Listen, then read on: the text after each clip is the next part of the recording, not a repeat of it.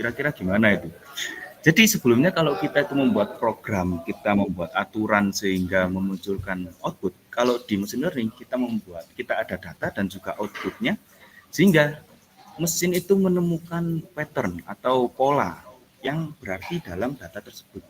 Sehingga di sini outputnya nggak hanya berupa hasil akhirnya nggak berupa output, melainkan sebuah model atau mini pattern. Oke, lanjut nih dari jenis-jenis machine learning. Kira-kira dalam machine learning itu ada apa aja? Di sini ada 3 jenis machine learning, teman-teman. Ada supervised learning, unsupervised learning, dan reinforcement learning. Oke, dari supervised learning terlebih dahulu nih. Sederhananya, kalau supervised learning itu adalah machine learning tersebut itu menggunakan data yang memiliki label. Sedangkan unsupervised learning, dia menggunakan data yang tidak memiliki label. Dan untuk reinforcement learning sendiri, ini adalah di dalam reinforcement learning itu ada beberapa istilah, ada agen, ada punishment, dan juga ada reward. Jadinya kita membuat suatu agen itu melakukan tindakan yang mana jika tindakannya benar maka mendapatkan reward, dan tindakannya salah mendapatkan punishment, dan seterusnya. Ya, sebenarnya untuk reinforcement learning ini saya pribadi masih belum menguasai ya, jadi ya kita sambil belajar aja ke depannya. Oke, kita akan bahas ke dua bagian ini, supervised learning dan juga unsupervised learning. Kita akan masuk ke dalamnya. Di supervised learning ini ada klasifikasi dan juga regresi. Jadi data yang sebelumnya memiliki label tersebut itu kan bisa diklasifikasikan berdasarkan label-labelnya, teman-teman. Jadinya misal nih ada data orang yang bermain tenis ketika hujan, itu dia akan bermain tenis atau enggak, dan seterusnya. Terus ada juga regresi. Fungsi dari regresi ini adalah mengambil atau menentukan nilai kontinu dari suatu data. Jadinya misalnya kita menentukan harga rumah dengan kondisi A, B, C, D, E, F, G gitulah ya. Terus ada juga unsupervised learning, di mana unsupervised learning ini karena sebelumnya kan datanya itu nggak punya label, jadinya dia itu nggak punya jadi dia itu akan mengklasterkan suatu data berdasarkan karakteristik tertentu, jadinya tanpa adanya label, teman-teman. Dan juga ada association. Oke, lanjut. Kita ke contoh pengaplikasian machine learning ya. Ada apa aja? Yang ya ini sih masih beberapa ya. Pertama-tama ini yang mudah, yaitu nggak mudah sih sebenarnya, tapi secara konsep bisa dipahami lah ya. Yaitu pengklasifikasian email yang spam atau bukan. Jadi ini menggunakan teknik supervised learning, yang mana ada data yang memiliki karakteristik tertentu, fitur-fitur tertentu, sehingga dia itu diketahui bahwasanya email tersebut itu spam atau bukan. Oke, lanjut nih. Siapa yang udah pernah pakai ya ini ya, apa itu namanya, face recognition ya. Saya rasa teman-teman udah pada pakai ya, teknologi ini itu udah umum banget lah ya. Di HP-nya teman-teman kan juga bisa nemuin ya face recognition. Jadi ini menggunakan machine learning juga, teman-teman. Terlebih lagi computer vision. Oke, selanjutnya ini ada ya aplikasi yang satu ini, yang mana ya siapa sih di sini yang nggak ketagihan mainin aplikasi ini, scroll terus-terusan gitu ya. Itu kenapa? Ternyata kalau dilihat lagi di dalamnya itu ada machine learning di belakangnya, teman-teman. Yang mana machine learning ini akan memberikan sistem rekomendasi FYP yang disukai oleh teman-teman, sehingga teman-teman itu makin lama buat mainin aplikasi ini, makin candu gitu ya. Oke, kira-kira nih dari tadi teman-teman notice nggak ada satu kata yang sering banget muncul, yaitu data. Nah, kalau kita lihat dari diagram Venn berikut ini adalah diagram Venn terkait dengan ilmu artificial intelligence dan juga data science. Bisa dilihat ya, di sana itu ada irisan, teman-teman. Ada irisan dalam ilmu artificial intelligence dengan data science. Kira-kira kenapa? Ya, karena dalam artificial intelligence ini kita itu membutuhkan beberapa ilmu dalam data science. Kayak contohnya tadi, kita memerlukan data yang memiliki label dan ini itu. Terlebih lagi, data itu yang tersebar di dunia itu tuh kadang masih belum berupa data yang bersih, teman-teman. Sehingga kita memerlukan ilmu dalam data science juga untuk eksplorasi suatu data sehingga kita dapat menemukan esensi dari data. Oke, kita bahas tentang arti data ya. Apa itu data? Data adalah kumpulan objek-objek data dan atributnya. Oke, kalau kita lihat contoh di kanan ini adalah contoh dari suatu data apa ini? Orang yang bermain tenis ketika kondisi tertentu ya, kayak ini tentunya temperaturnya ketika panas, kelembabannya tinggi dan kawan-kawannya. Ini adalah kumpulan objek-objek dan atributnya. Atribut sendiri itu adalah properti atau karakteristik dari objek. Dapat disebut juga sebagai fitur ya. Terus kumpulan atribut itu dapat membentuk sebuah objek. Dapat disebut juga dengan tuple, record, data point, case, sample, example, atau instance. Oke, di sini ada juga yang namanya target, teman-teman. Disinilah yang membedakan antara machine learning supervised dengan unsupervised. Yang mana kalau supervised ya berarti perlu adanya target atau label. Oke. Kita bahas lebih dalam lagi terkait dengan data. Di sini ada jenis-jenis data ya. Terdiri dari data terstruktur dan data yang tidak terstruktur. Oke, kita eksplor lebih dalam lagi. Data terstruktur. Data terstruktur itu memiliki beberapa turunan lagi, yaitu data kuantitatif dan data kategorikal.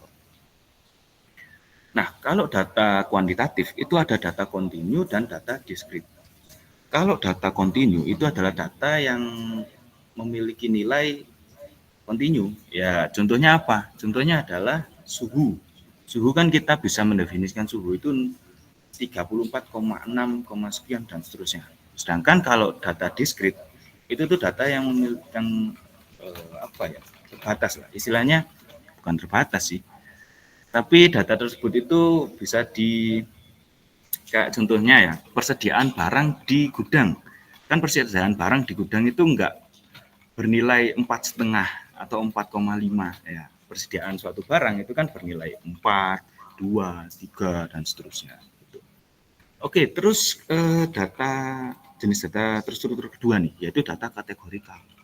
Dalam data kategorikal itu ada data nominal dan data ordinal. Oke, sesuai namanya nih, data ordinal. Data ordinal itu data yang bisa diurutkan. Maksudnya gimana? Contohnya adalah rating, teman-teman.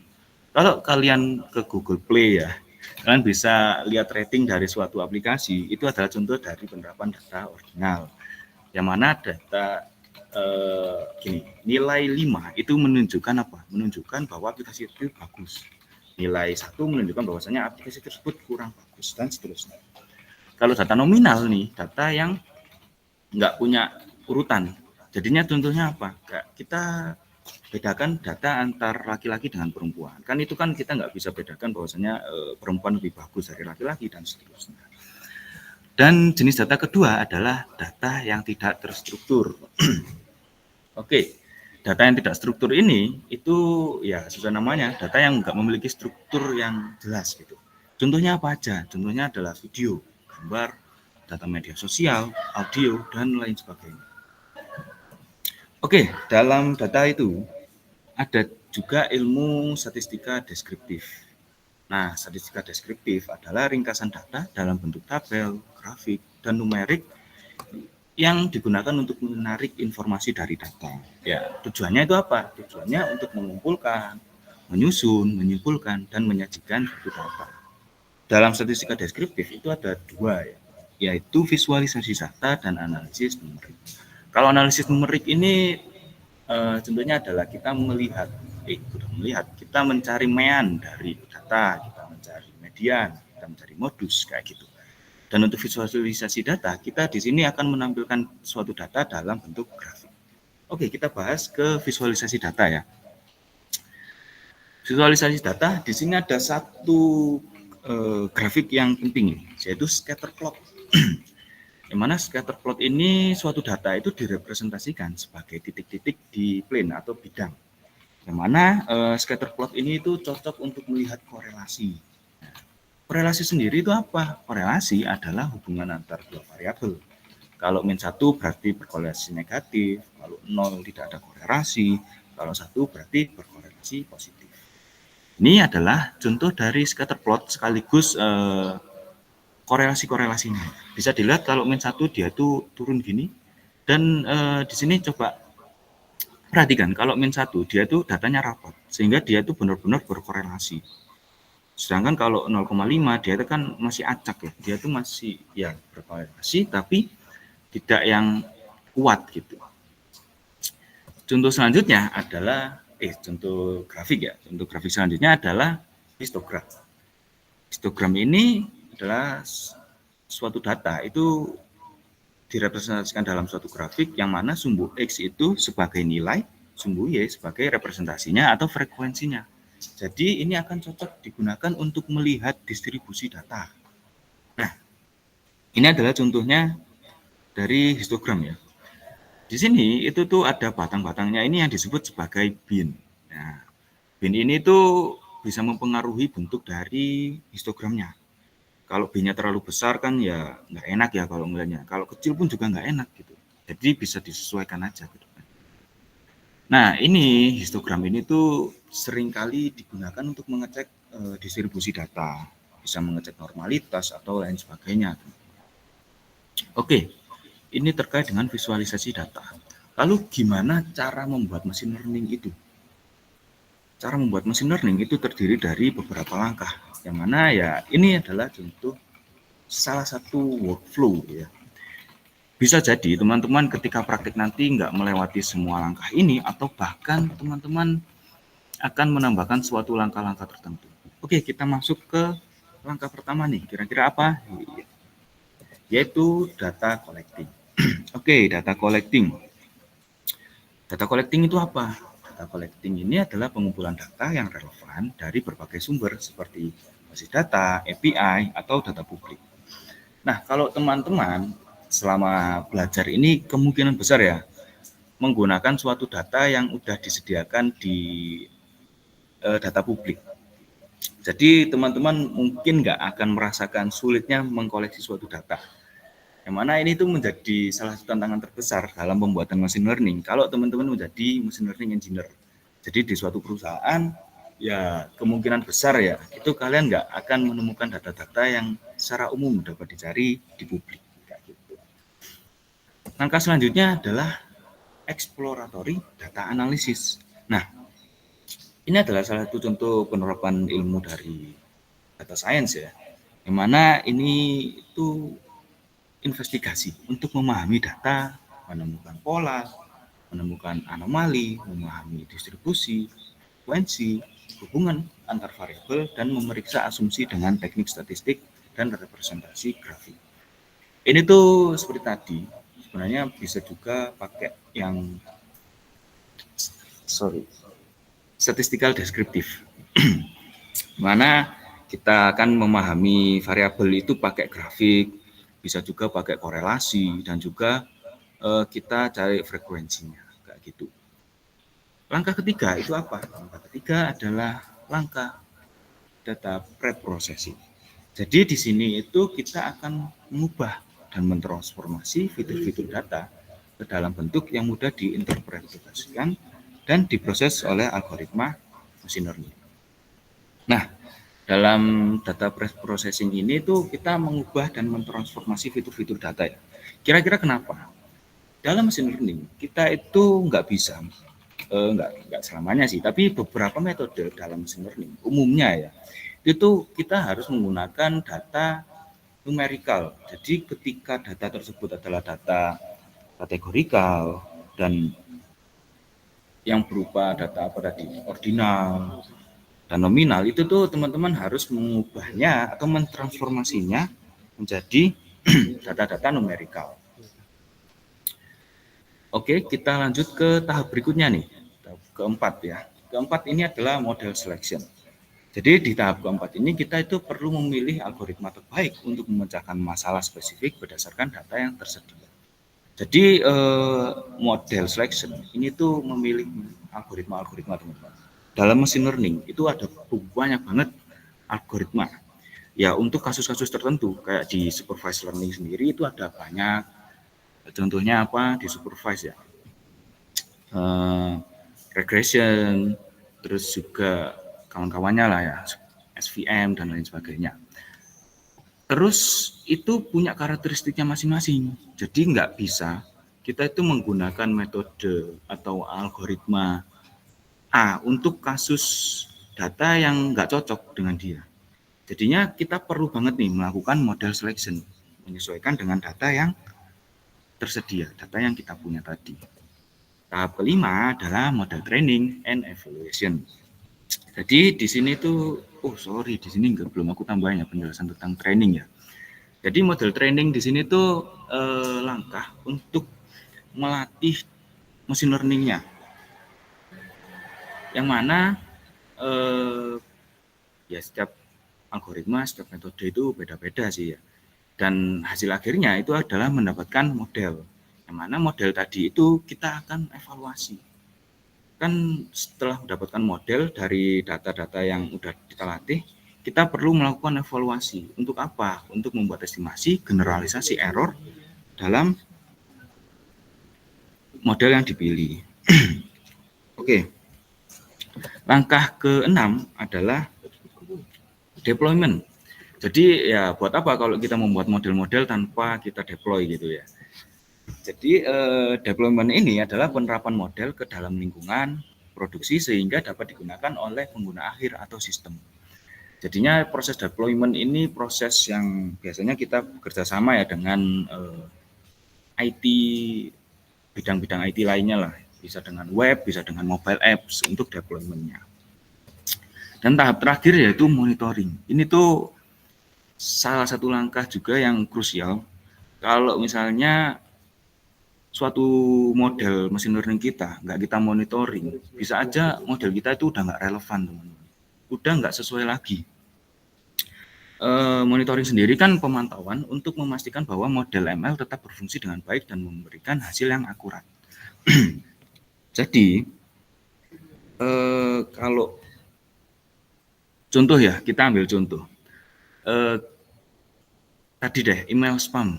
Kalau kita nggak memonitoring model kita, kadang itu ada suatu cara, ya orang-orang itu apa sih nggak nemu gitu ya, mencari cara untuk meloloskan dari sistem pemilihan pengklasifikasian spamnya.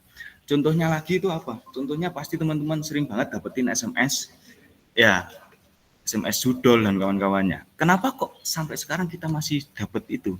Ya karena ya beberapa hal sih, bisa juga nggak pakai model machine learning ya, atau juga nggak model machine learningnya itu nggak dimonitoring, karena kalau kalian lihat tuh SMS-nya itu biasanya menggunakan karakter-karakter yang unik, yang mana ya memungkinkan kalau misalnya dia itu lolos dari model machine learning. Makanya monitoring ini berperan penting. Oke, ini adalah workflow-nya dari machine learning tadi. Selanjutnya, untuk membuat machine learning, kita itu juga perlu pengetahuan tentang alat-alatnya nih. Kira-kira apa aja tools, bahasa pemrograman, dan framework untuk membangun machine learning. Oke, pertama-tama tools ya. Di sini kita akan menggunakan Google Sheet, Kaggle, dan Google Collaboratory. Nah, untuk Google Sheet ini itu tuh program spreadsheet ya. Untuk apa? Untuk data analisis, untuk accounting, untuk visualisasi data juga bisa, project management dan lain sebagainya. Yang mana ini tuh biasanya ya kita akan mendapatkan data itu bertipe CSV atau Excel, yang mana ya bisa pakai spreadsheet ini. Terus ada juga Kaggle. Kaggle ini fungsinya untuk apa? Kaggle ini karena kita kan masih dalam tahap pembelajaran, Kaggle ini merupakan salah satu platform yang menyediakan berbagai data publik, teman-teman. Jadinya kalau kalian kunjungi Kaggle tuh ya, kaggle.com gitu aja kok. Itu ada yang namanya dataset. Di sana kalian bisa banget buat download atau unduh data-data di sana dengan gratis. Dan di Kaggle itu juga disediakan notebook, teman-teman. Jadi kalian bisa juga langsung pakai Kaggle, nggak harus pakai Google Colab ya. Pakai Kaggle buat ngoding si machine learning-nya. Terus yang terakhir Google Collaboratory. Ya Google Collaboratory masih develop sekalipun udah ada Kaggle, karena kan nggak selamanya juga kita pakai dataset yang di Kaggle dan seterusnya. Google Colab dan juga Kaggle ini itu tuh berupa Jupyter Notebook ya, yang mana mereka ini online. Online-nya itu berbasis cloud, teman. Jadi di sana juga ada GPU-nya dari Google secara gratis, baik itu dari Kaggle dan juga Google Colab ya. Di dalamnya Kaggle dan Colab ini juga notebooknya itu bisa udah bisa support buat image, HTML dan LaTeX. Terus juga terintegrasi dengan PyTorch, TensorFlow, Keras dan OpenCV. Apa itu? Ya, library dari Python. Jadinya untuk pengembangan machine learning ini kita akan menggunakan bahasa pemrograman Python dengan frameworknya itu antara lain adalah sebagai berikut ya, yaitu NumPy dan Pandas, TensorFlow, Keras, Scikit, dan juga PyTorch dan kawan-kawannya lah. Intinya untuk framework ini itu digunakan untuk mendukung pengembangan dari model machine learning kita.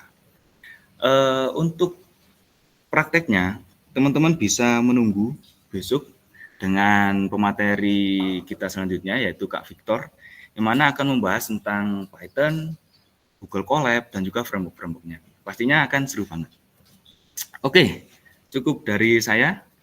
Sekian, apakah ada pertanyaan? Ya, saya kembalikan ke moderator ya. Oke, teman-teman. Gimana nih paparan materi dari Kak Faiz? Keren banget kan? Oke, selanjutnya adalah sesi pertanyaan atau tanya jawab ya. Dan sesi ini berlangsung selama kurang lebih 15 menit. Untuk pesertanya mungkin kita batasi kalau sudah mendekati waktu berakhirnya sesi tanya jawab. Oke teman-teman, silahkan yang mau bertanya dari awal materi tadi sampai yang terakhir. Oke, silahkan. Mungkin bisa angkat tangan dulu ya.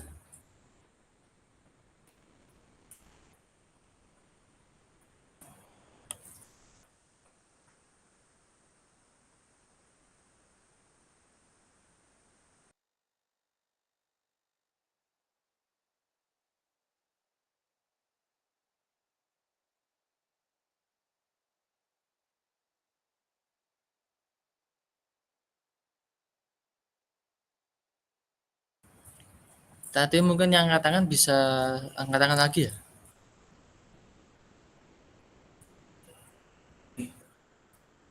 Oke, Mas Fadil Ahmad.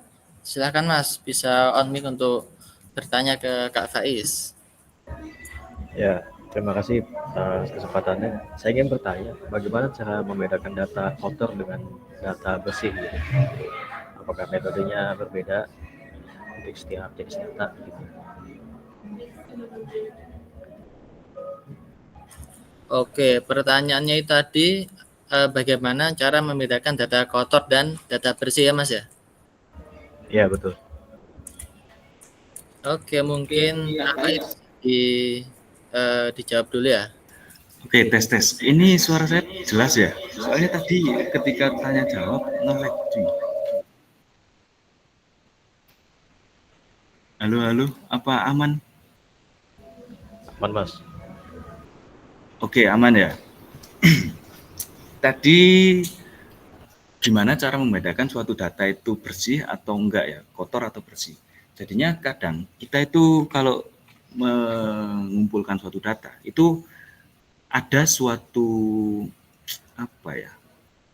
ada suatu baris yang memiliki nilai nol, nilai kosong. Itu tuh salah satu karakteristik dari data yang kotor. Atau nih, data yang kotor itu juga bisa didefinisikan kalau suatu fiturnya itu masih belum memiliki korelasi yang tinggi. Jadinya fiturnya itu belum diseleksi lagi kalau model untuk pengembangan model machine learning-nya. Terus juga apa lagi ya kalau data yang kotor itu ya. Data yang bernilai kategorikal itu bisa dibilang juga sebagai data yang masih belum dibersihkan, belum dibenahi lah ya, buat pemrosesan data itu tadi. Jadinya kita perlu membersihin nilai yang kosong, terus juga nggak hanya ngebersihin nilai yang kosong sih, kita bisa juga ngisi nilai yang kosong. Ada metode-metodenya.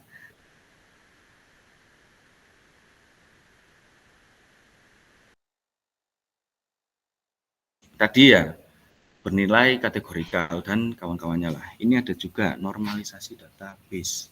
Ya, normalisasi data ya, seperti itu. Apakah ada feedback?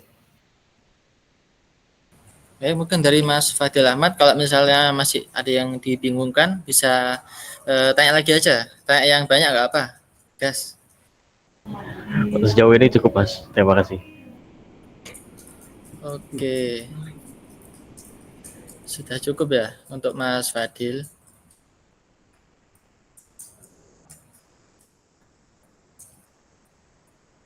Mungkin bagi yang lain bisa angkat tangan ya untuk tanya lagi.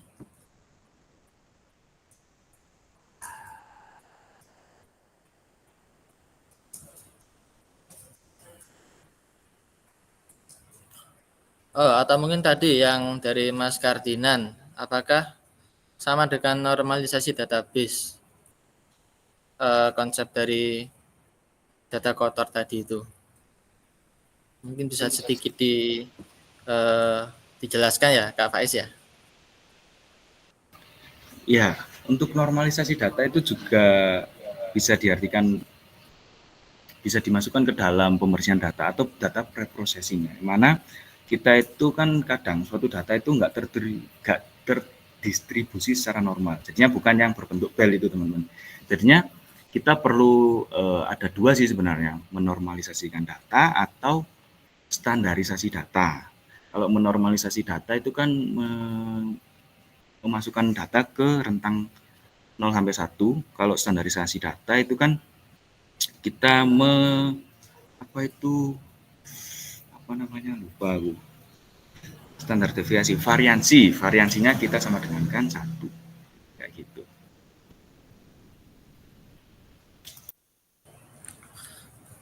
Oke, terima kasih Kak Faisal atas penjelasannya. Mungkin yang lain kalau ada yang dibingungkan dari materi tadi bisa ditanyakan ya.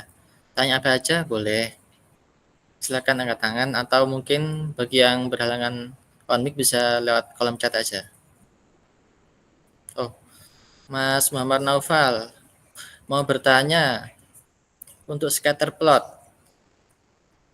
Apa artinya korelasi negatif dan positif? Dan apa hubungannya dalam materi data itu? Untuk scatter plot ya Kak Faiz ya, mungkin bisa dijelaskan apa artinya korelasi negatif dan positif serta apa hubungannya dengan materi data tadi. Oke, ini aku mau bahas singkat aja karena besok ini akan dibahas lebih rinci oleh pemateri yang lebih hebat ya. Kalau aku coba share screen aja deh ya biar enak nih. Screen tadi ke materinya tadi.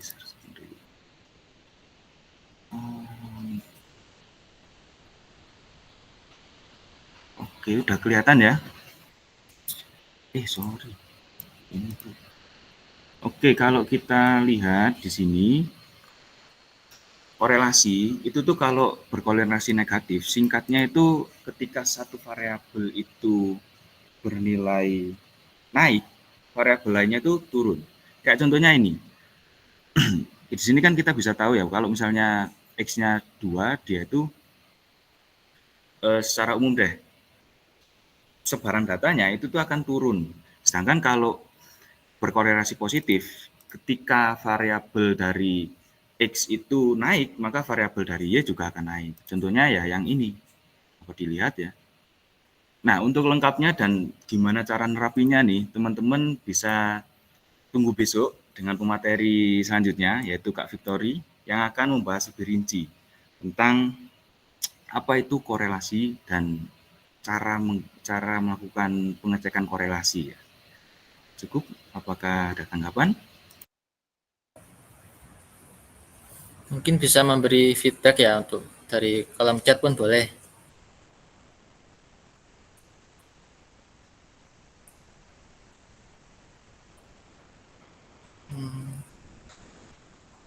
Oke, mungkin kita akan lanjut ke pertanyaan selanjutnya dari Ari Rahman Nurjana. Kapan fitur scaling dilakukan? Dan bagaimana kita tahu perlu dilakukan fitur scaling? Fitur tadi kan atribut ya. Mungkin Mas Faiz bisa menjelaskan terkait fitur scaling. Silahkan. Oke.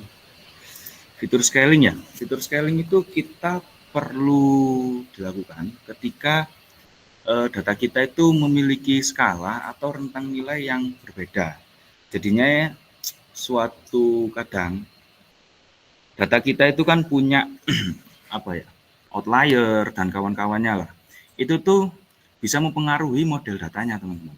Jadi kalau teman-teman pakai salah satu contoh modelnya nih ya, yaitu KNN.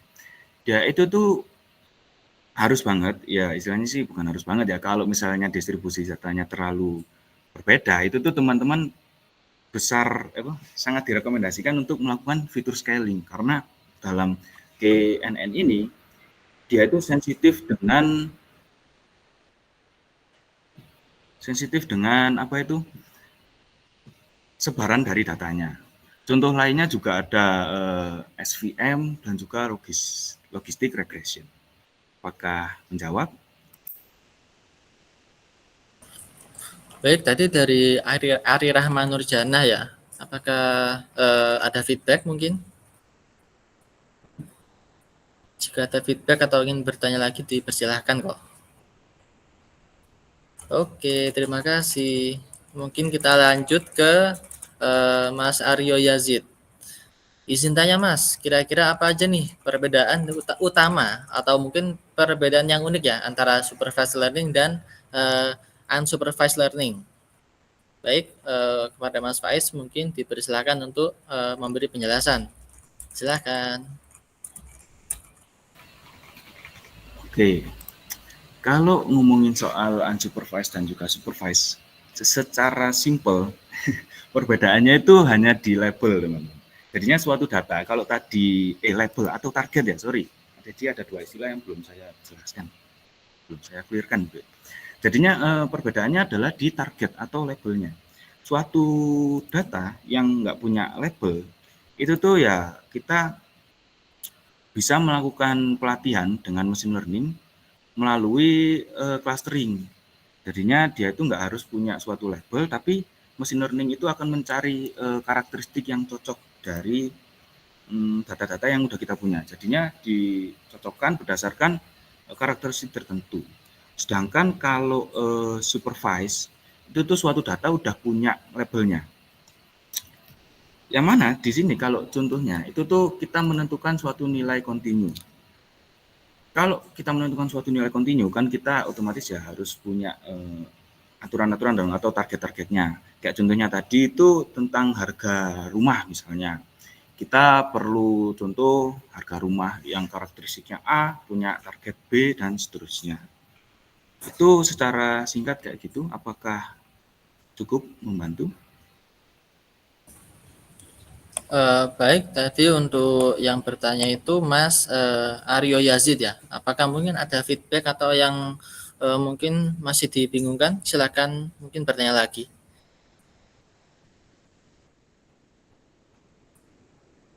Oke, terima kasih. Baik, selanjutnya ya untuk pertanyaan selanjutnya. Ini dari Mas Muhammad Rifki. Izin bertanya, apakah setiap data dapat memiliki model atau metrik yang bagus? Atau tergantung dari kualitas datanya? Oke, mungkin dari saya kembalikan ke Mas Faiz ya untuk memberikan penjelasan. Silahkan. Oke, data itu punya model atau metrik yang bagus. Ini mungkin kualitas gitu ya. Jadi suatu data, kalau kita cari data secara manual, scraping data kayak gitu-gitu, kita tentunya ya bisa dibilang sih ya, nggak selamanya, gitu sih. Bisa dibilang data tersebut itu masih perlu dibersihkan atau punya model yang masih belum bagus. Karena apa? Karena ya besar kemungkinan kalau suatu data itu ada nilai nulnya, ada datanya itu berupa outlier dan seterusnya. Sedangkan kalau kalau teman-teman cari data itu dari platform-platform data publik kayak tadi contohnya Kaggle, itu ya besar kemungkinan data teman-teman itu punya metrik atau kualitas yang bagus. Biasanya sih ya, tinggal menyeleksi fitur-fitur tertentu yang diinginkan oleh pembuat model machine learning yang tadi. Sekian, apakah membantu? Baik, Tete, untuk Mas Muhammad Rifki, apakah ada feedback atau yang ingin ditanyakan lagi? Atau mungkin masih bingung tadi dari penjelasannya Kak Faiz? Mungkin bisa memberikan feedback ya? Silakan.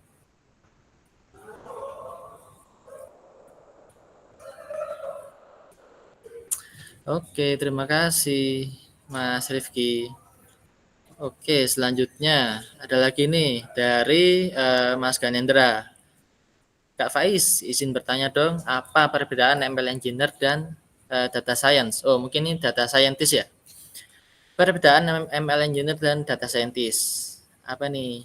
Mungkin bisa dijelaskan dari Mas Faiz. Silahkan. Oke, kalau perbedaannya dari ini dulu aja ya, data scientist dulu ya. Kalau data scientist ini tuh kita fokusnya untuk mengeksplorasi suatu data. Jadinya kita bisa menemukan esensi dari suatu data. Kita perlu analisis juga suatu data itu sehingga dapat diambil suatu kesimpulan, dapat menyajikan data dengan bagus dan seterusnya. Sedangkan kalau machine learning di sini tuh kita pembuatan model yang mana modelnya itu bisa berguna untuk memprediksi atau ya menemukan suatu pattern dari data tersebut sehingga ketika ada data baru dia itu bisa diberikan suatu jawaban atau dikategorikan, bisa diambil suatu nilainya dan seterusnya. Jadinya di sini tuh kita mengimplementasikan algoritma, kalau di machine learning ya, kita mengoptimalkan algoritma dan juga deploying algoritma. Kurang lebihnya seperti itu. Apakah membantu?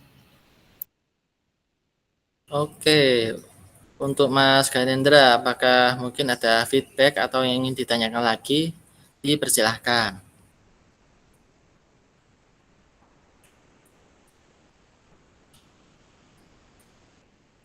Oke, terima kasih. Ayo mungkin yang lain ada yang ingin bertanya untuk atau mungkin ingin ada yang dibingungkan dari salah satu materi tadi, bisa lewat kolom chat atau lewat mic ya, on mic. Dipersilahkan ke silakan. Bisa 55.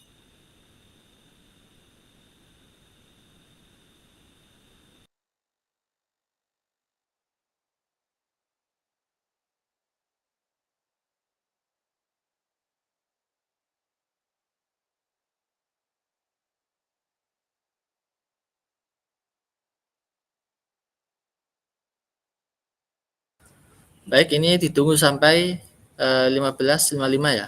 Oh, ada nih. Oh mungkin dari Mas Ari Rahma lagi. Demonya kapan Kak? Bisa dijawab singkat aja Mas Faiz ya. Silahkan. Siapa itu? Oke, Kak Ari ya. Kalau demonya itu kita secara bertahap ya, karena dalam machine learning langkahnya cukup panjang sampai ke deployment-nya. Jadi pertemuan besok dengan Kak Victory itu kita akan demo tentang bagian datanya nih. Kita menampilkan data, kita pengenalan dulu ke Google Colab, kita juga apa tadi, visualisasi data juga akan ada di sana teman-teman. Jadinya jadinya untuk demonya akan bertahap dan besok merupakan demo pertama kali untuk bagian eksplorasi datanya. Seperti itu. Oke, terima kasih Kak. Oke, sebelumnya mohon maaf ya tadi Mbak Ari Rahma. Apakah ada feedback untuk tadi untuk menjelaskan Mas Faiz?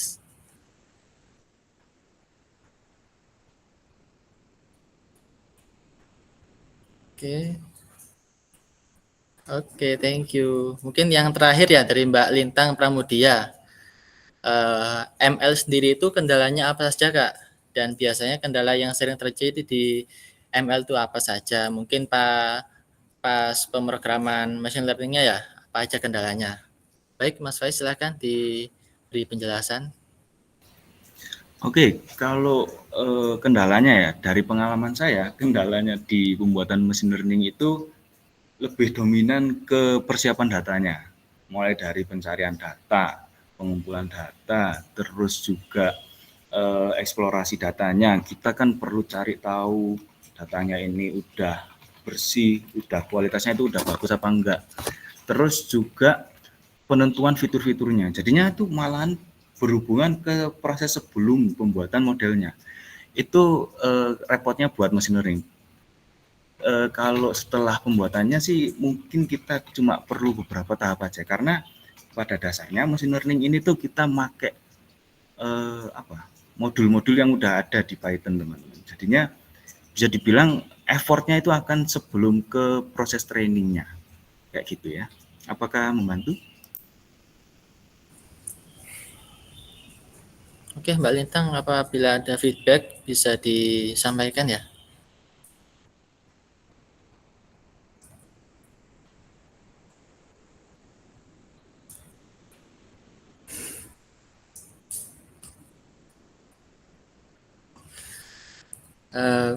Baik, mungkin terima kasih tadi untuk Mas Lintang Pramudia atas feedbacknya. Mungkin sesi pertanyaan tanya jawab akan kami tutup dan kita akan lanjut ke sesi post test. Baik, mungkin untuk Mas Faiz ya bisa buka untuk sesi post testnya. Oke, dari sebelumnya kan kita pretest itu pakai Google Form ya. Itu mungkin teman-teman akan bosan gitu ya. Kalau post testnya kita spesial, kita akan adakan di Menti. Ya mungkin ini belum familiar ya, banyak yang belum familiar. Untuk post testnya ini sebelumnya akan saya share dulu linknya. Bentar ini. Ya betul banget, ada reward buat pemenangnya, buat top one. Jadi gini, bentar deh, ini aku kirim dulu deh. Aku pin juga ya sekalian ya. Jadi kalau teman-teman itu main, nanti itu jangan terburu-buru teman-teman. Santai aja, kita di sini fun sekaligus, tapi juga serius ya, ada ilmunya juga.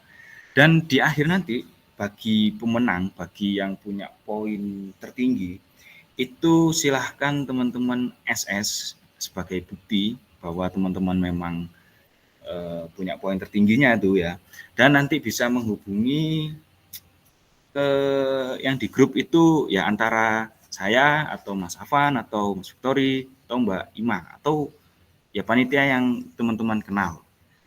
Jadi ingat ya, jangan lupa buat di buat di SS sebagai bukti bahwasanya teman-teman itu telah juara.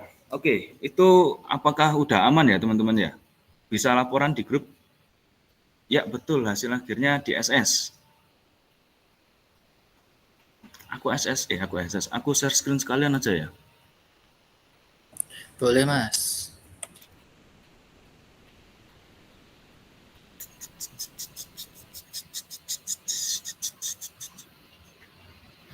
Oke, masih 14 nih. Aduh, suaranya gede banget ya.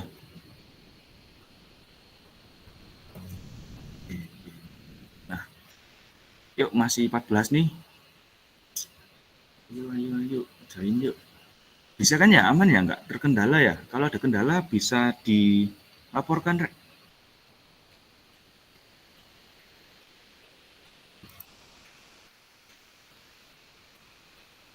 kita tunggu sampai berapa nih? Ya kalau bisa semuanya lah ya. Ayo.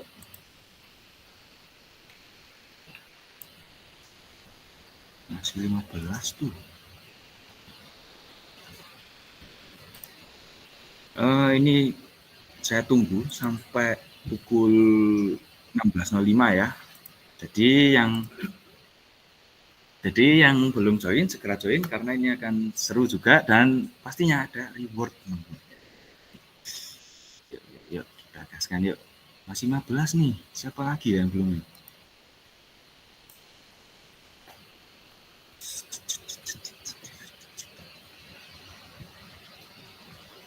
Ada 17. Yuk tambah lagi.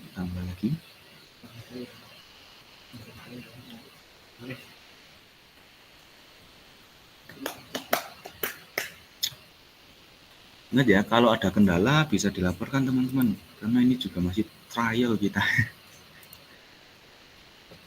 Kendalanya dilaporkan. Kita tunggu sampai 16.05. Yuk. Lihat tulisnya gimana ya?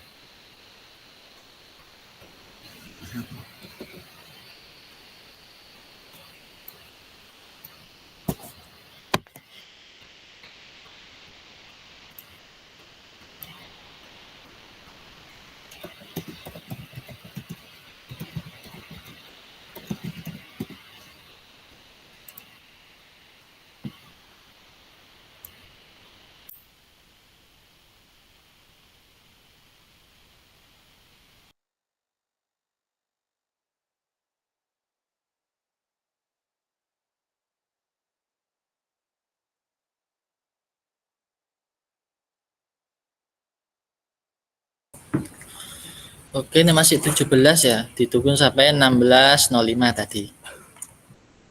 Ayo guys, join guys. Ramaikan. Rewardnya keren loh.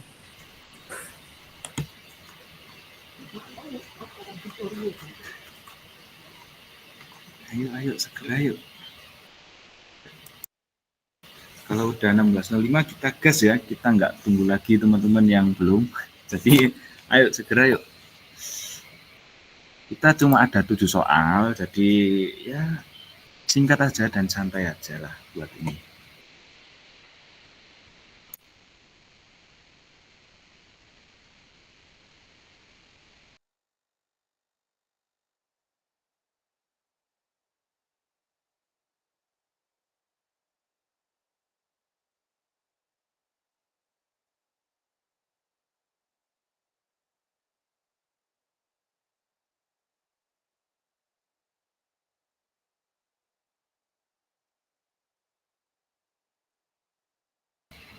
Yuk 2 menit lagi. Ramaikan. Emot teman-teman kalau udah.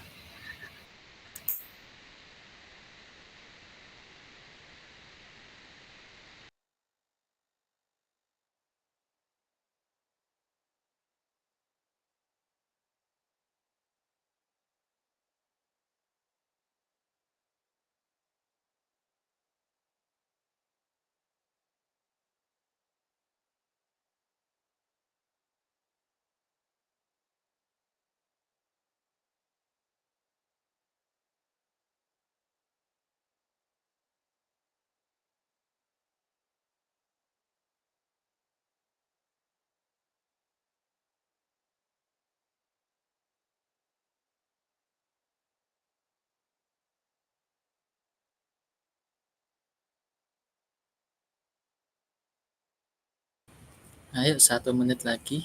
Kita mulai kuisnya.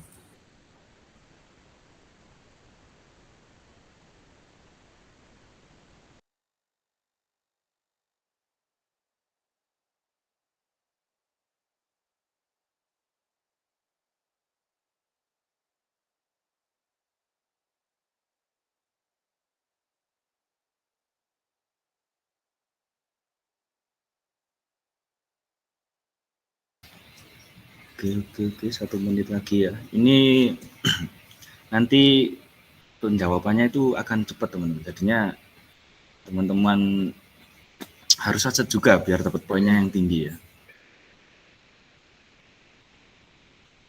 Oke, udah 16.05 nih.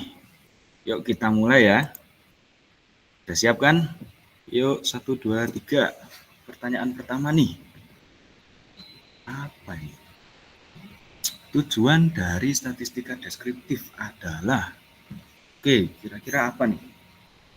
Mempresiksi data di masa depan, membuat model machine learning, menganalisis hubungan tanpa status. Apa ini, bro? Oke. Kok ada yang milih itu ya? Ini teman-teman yang lainnya kok juga belum milih nih? Apa ada kendala, teman-teman? Cara milih apa, Mas? Cara milihnya pakai metode. bentar. Itu teman-teman pakai desktop atau HP? Komputer Desktop, atau Mas. HP? Itu ada opsi di sebelah kanan. Di sebelah kanannya. Apa benar ya? Apa aman?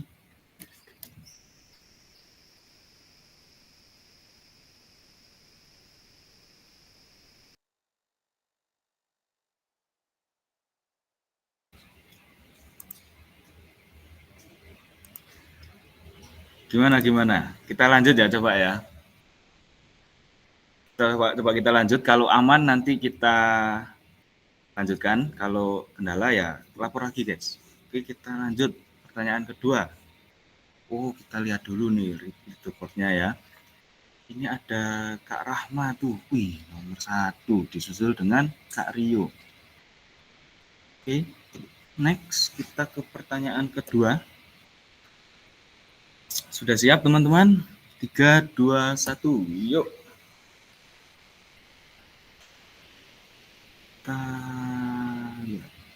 AI dapat didefinisikan dalam 4 kategori. Mana yang tidak termasuk kategori tersebut? Apa ini? Tadi ya yang apa itu? Kira-kira apa? Udah 14, ya cakep. Berpikir seperti Senggu. Ya, dikira apa coba ya? Oke, kita cek ada siapa nih yang menyusul, yang memimpin leaderboardnya. Wih, siapa nih? Oke, ada Kak Rahma. Kak Rahma ini OP banget ya. Disusul dengan Kak Ricci Dice, dan juga Kak Holil. Oke, kita lanjut ya ke pertanyaan ketiga. Siap-siap teman-teman? Tinggal 16 nih. Kira-kira aman atau enggak teman-teman? Bro tak Sengku, ya betul banget. Oke ya, aman ya. Oke, 17 tadi udah kembali mungkin. Kita lanjut ke soal ketiga. Yuk, dimulai. Monitoring model penting dalam pengembangan ML AI karena apa nih? Oke, udah ada jawab. Satu nih belum jawab nih. Oke, ini kenapa kok bisa milih buat makan siang gratis, ini siapa ini? Oke, jawabannya memastikan performa model tetap optimal, teman-teman.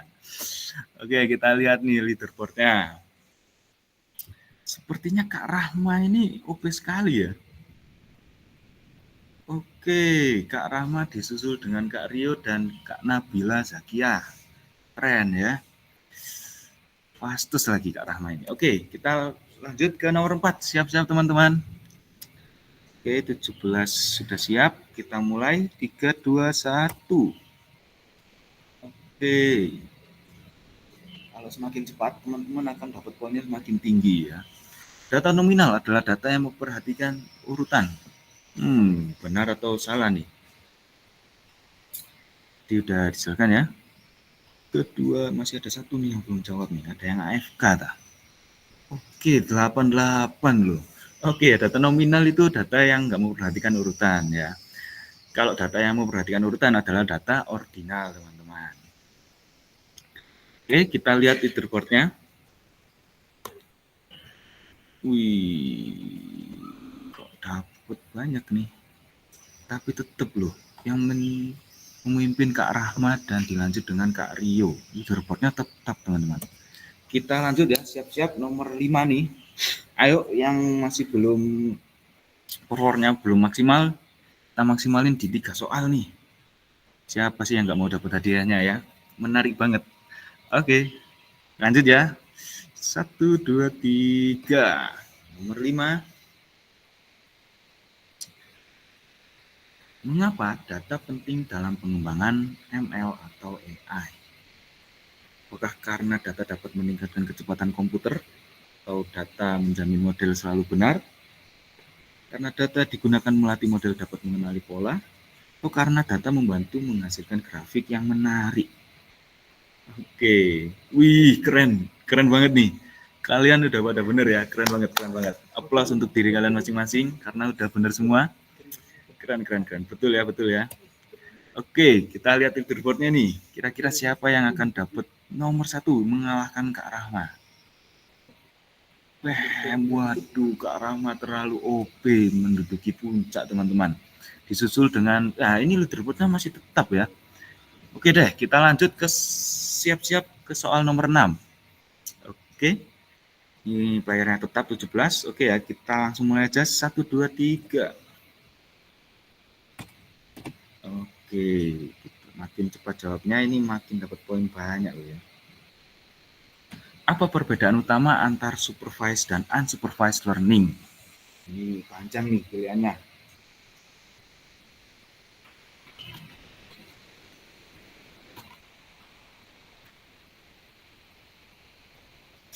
Apa kira-kira? Oke, bagus-bagus. Supervised menggunakan data wrapper, sedangkan unsupervised, sorry itu nggak muncul ya. Unsupervised tidak menggunakan data per label. Oke ya, kita lihat ini di leaderboardnya. Oke.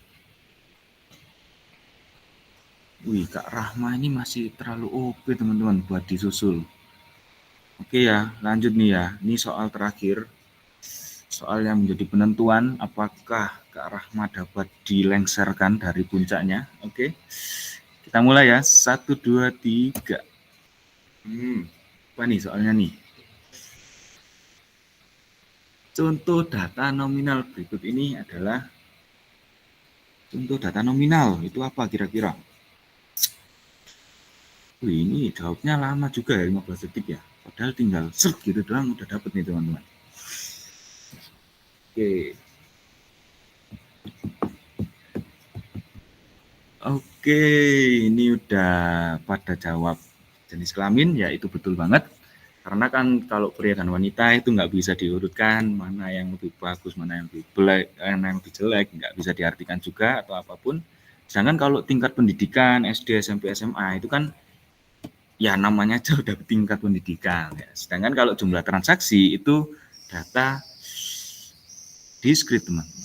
Oke, kita lihat leaderboardnya. Loh. Leaderboardnya.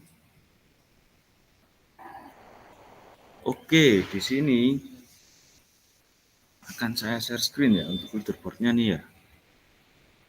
Oke, Kak Rahma tuh. Kak Rahma OP banget. Ini nih, kalau teman-teman nggak percaya, aku share screen buktinya. Oh, udah kelihatan nggak? Mana nih, udah kelihatan apa belum? Oke, udah kelihatan ya Kak Rahma nih ya. Buat Kak Rahma, jangan lupa untuk SS dan juga menghubungi salah satu di antara kami, para panitia.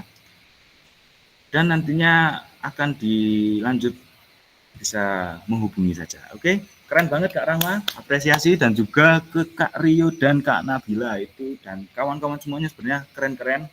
Tinggal ya mungkin sih tinggal mempercepat jawabannya atau salah pencet ya. Malah tadi ada yang milih makan gratis. Kalian minta makan gratis Kak guys. Oke ya. Ya untuk lapar. Oke. Untuk sesi post-testnya bisa dicukupkan. Terima kasih dan juga ingat Kak Rahma jangan lupa buat SS ya sebagai bukti. Oke, Kak Rahma berotak senggu, betul banget itu. Oke, terima kasih teman-teman. Saya kembalikan ke MC, saya stop share screen. Oke, Kak Rahma keren banget. Juara 1 cuy.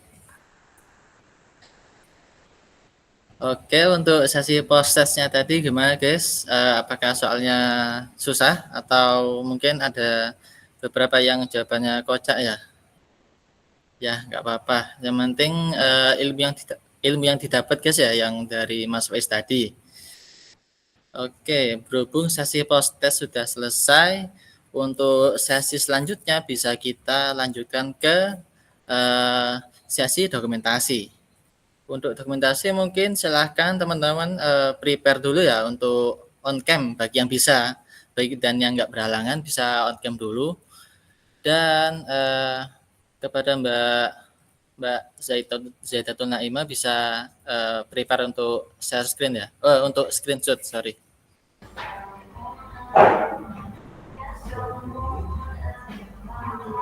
Guys, on cam guys. Ayo on cam yuk, jangan malu-malu yuk. Yuk, jangan malu yuk. Tunjukkan pesona kalian guys. Terutama Kak Rahma ya, yang udah juara 1 bisa on cam ya. Waduh. Di SS sama Mbak Ima. Honored mention guys.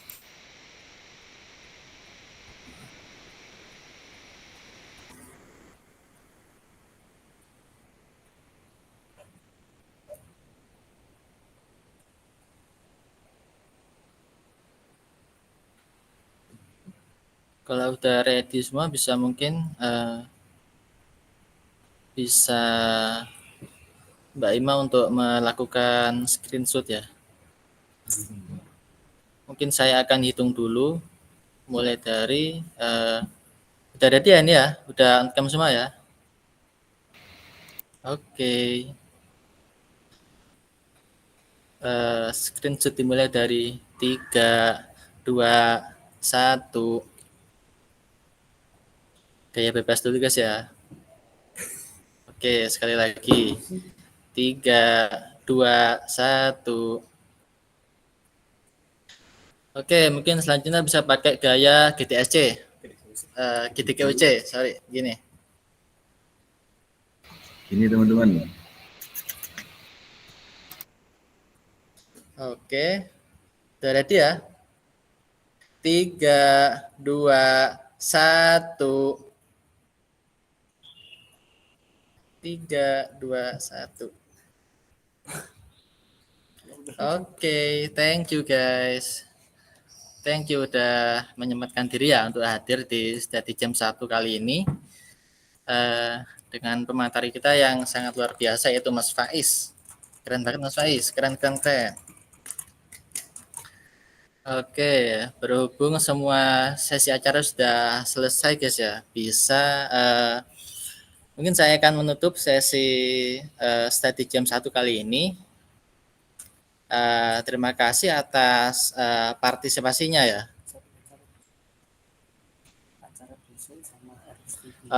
Dan jangan lupa untuk masih ada study jam 2 besok hari Minggu di jam yang sama. Dan jangan lupa RSVP ya untuk di linknya. Booking dulu untuk pendataan absen lah. RSVP silahkan. Besok yang tidak berhalangan silahkan hadir.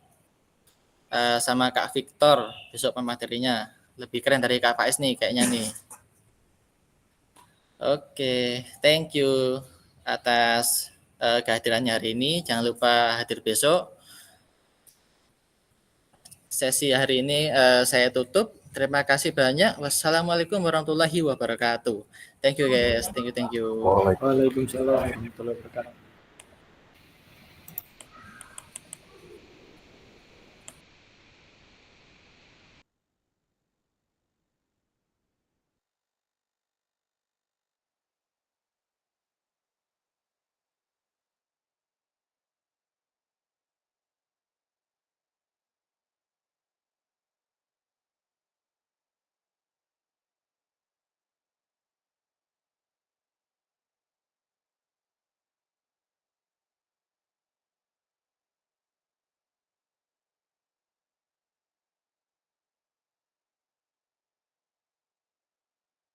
Stop it.